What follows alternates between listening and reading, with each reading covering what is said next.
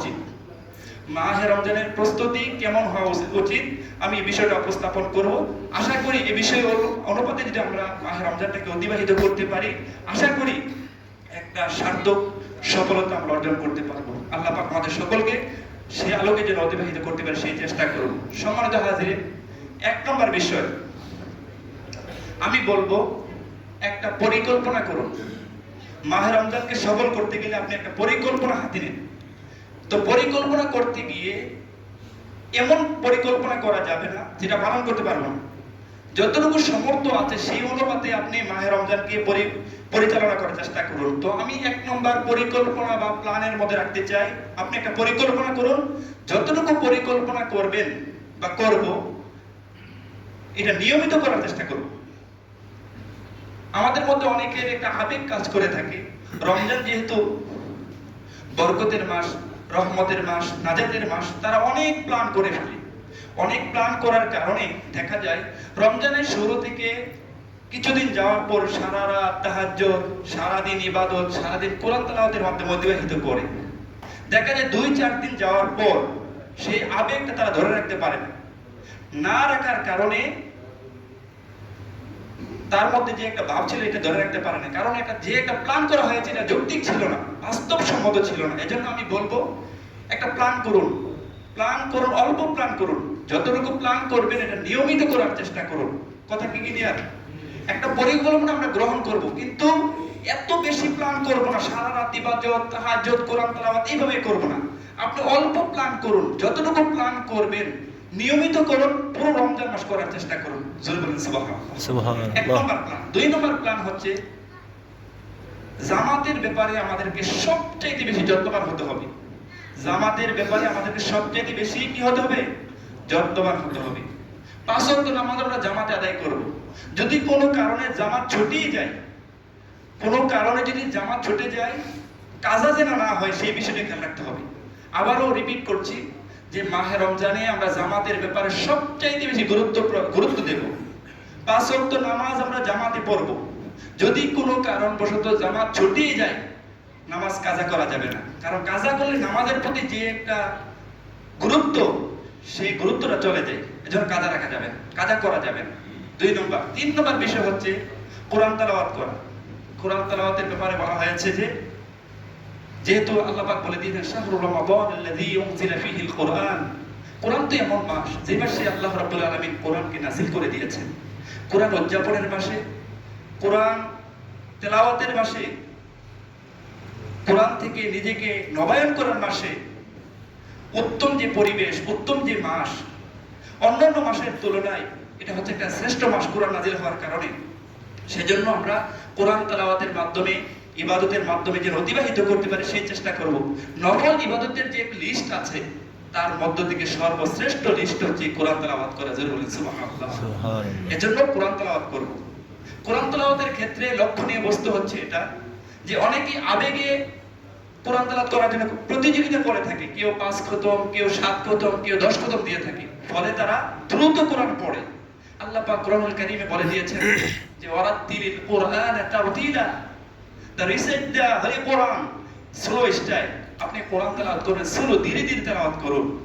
ফলে তারা 5 খতম, 7 খতম, 10 খতম দেওয়ার জন্য প্রতিযোগিতা করে, ফলে তারা দ্রুত কোরআন পড়ে, যেটা উচিত নয়। উচিত হচ্ছে ধীরে পড়ুন। যদি আপনি পড়তে পড়তে 1 খতম করতে পারেন আলহামদুলিল্লাহ, তার বিনিময়ে আল্লাহ পাক আপনাকে সওয়াব প্রদান করবেন।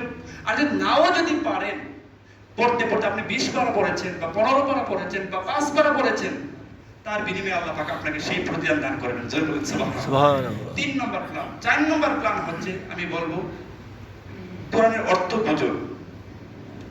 আপনি কয়েকটা সূরা স্পেসিফাই করতে পারেন, সেই সূরাগুলোর মর্মার্থ, বঙ্গানুবাদ, শিক্ষা জানার চেষ্টা করব। সম্মানিত হাজিরিন, কোরআন তো এমন একটা কিতাব, যে কিতাবটাকে যারাই ধারণ করেছে, যারাই কোরআন মোতাবেক চলতে চেষ্টা করেছে, তারাই সম্মানিত হয়েছে। সাইয়েদনা জিবরাইল আলাইহিস সালাম আসমান থেকে কোরআন দুনিয়াতে নিয়ে এসেছিলেন। আসার কারণে সমস্ত ফেরেশতাদের মধ্য থেকে তিনি সর্বশ্রেষ্ঠ ফেরেশতাতে পরিগণিত হয়েছে। রাসূল করিম সাল্লাল্লাহু আলাইহি সাল্লামের উপর কোরআন নাযিল করা হয়েছে। নাযিল হওয়ার কারণে তিনি হয়েছেন সর্বশ্রেষ্ঠ রাসূল হয়েছেন। রমজান মাসে কোরআনকে নাজিল করা হয়েছে। নাজিল হওয়ার কারণে 12 মাসের মধ্য থেকে রমজান মাসের মর্যাদাকে আল্লাহ পাক সর্বশ্রেষ্ঠ করে দিয়েছেন। শুধু তাই নয়, আমরা হচ্ছে উম্মতে মুহাম্মাদি, আমাদের উপর কোরআন নাজিল করা হয়েছে। এজন্য আমরা হইতে খায়রু উম্মাহ, শ্রেষ্ঠ জাতি হয়েছি। সুবহানাল্লাহ।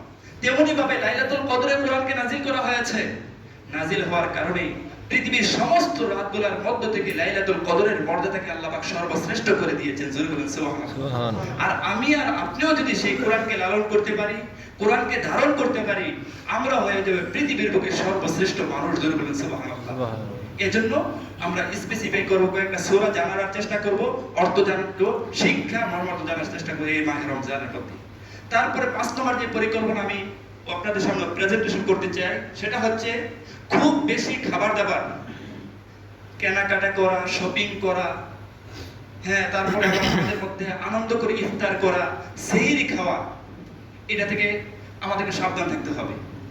এটাকে ফোকাস করা যাবে না। আমাদের মধ্যে রমজান যখন চলে আসে, আসলে বুঝতে হবে এটা হচ্ছে ইবাদতের মৌসুম, ইবাদতের উত্তম সময়।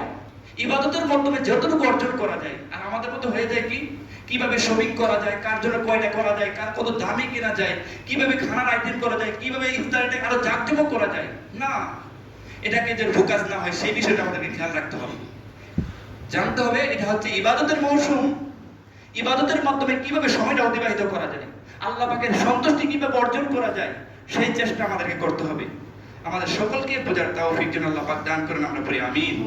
তারপরে 6 নম্বর যে বিষয়টা আমি উপস্থাপন করতে চাই, ইফতারের পূর্ব মুহূর্তে দোয়া করুন।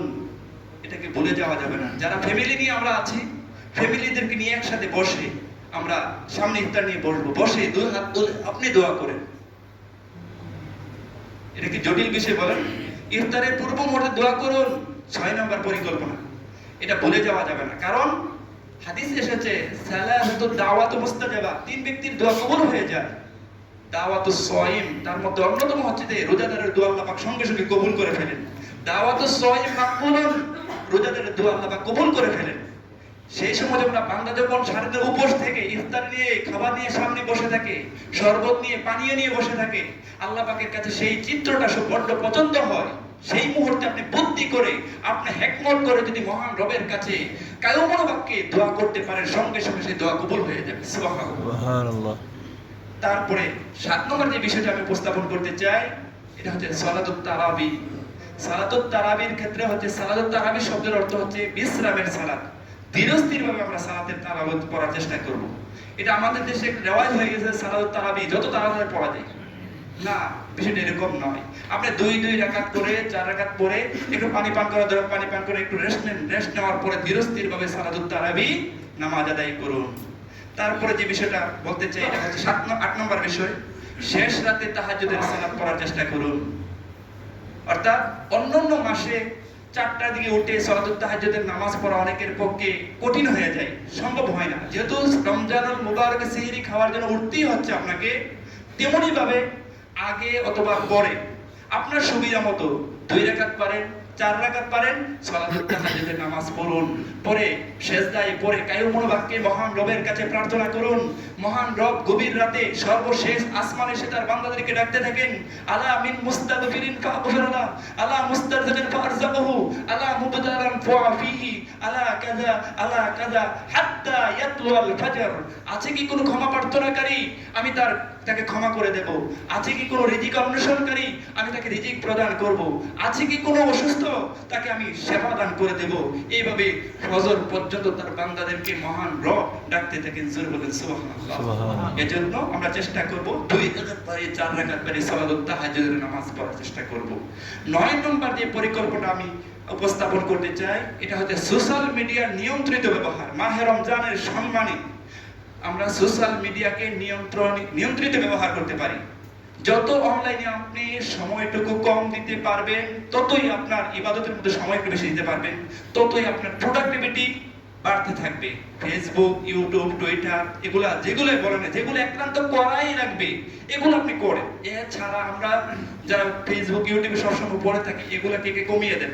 অন্য সময় আপনি যে 5 জিবি এমবি ব্যবহার করতেন বা 10 জিবি করতেন, এখন রমজানকে কেন্দ্র করে আপনি 2 জিবি করেন। 15 জিবি করতেন, এখন আপনি 5 জিবি করেন। কমিয়ে দিন। এই সময়টা আপনি ইবাদতের মাধ্যমে, ইবাদতের মধ্যে সময় দিয়ে মহান রবের সন্তুষ্টি অর্জন করার চেষ্টা করুন। 10 নম্বর যে বিষয়টা আমি উপস্থাপন করতে চাই, এটা হচ্ছে রমজানের মূল আকর্ষণ হচ্ছে লাইলাতুল কদর। রমজানের মূল আকর্ষণ হচ্ছে লাইলাতুল কদর। আমাদের মধ্যে যখন লাইলাতুল পবিত্র রমজান মাস প্রবেশ করবে, করার সঙ্গে সঙ্গে আমরা ক্যালেন্ডারের মধ্যে চিহ্নিত করে নেব রমজানের শেষ 10 তারিখ, 10 দিন কত তারিখ থেকে পড়ে। পড়ার পর আল্লাহর হাবিব সাল্লাল্লাহু আলাইহি সাল্লাম বলে দিয়েছেন, তাহাররুল লাইলাতুল কদরি ফিল বিত্রি মিনাল আশরিল আওয়াখির মিনার রমাদান। তোমরা রমজানের শেষ দশকের বেজোড় রাতগুলোকে লাইলাতুল কদর তালাশ করো।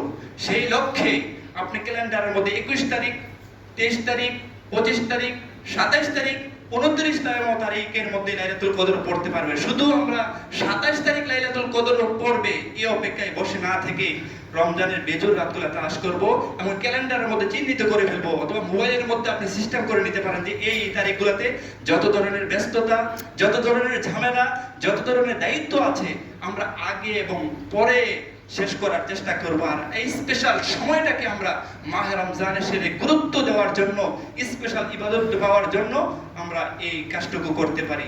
আশা করি এর মাধ্যমে যদি আমি আপনি সকলে যদি অতিবাহিত করতে পারি, মাহে রমজান আমাদের জন্য হয়ে যাবে রহমত, বরকত, মাগফিরাত, নাজাত। এজন্য আসুন আল্লাহ পাক আমাদের সকলকে মাহে রমজানের সম্মানে সেইভাবে ইবাদতের মাধ্যমে অতিবাহিত করার জন্য সেই তৌফিকটুকু আল্লাহ পাক আমাদেরকে দান করেন। হাযা মা ইনদি ওয়াল ইলমু ইনদাল্লাহ আলাইহি তাওয়াক্কালতু ওয়া ইলাইহি উনীব। আমরা যারা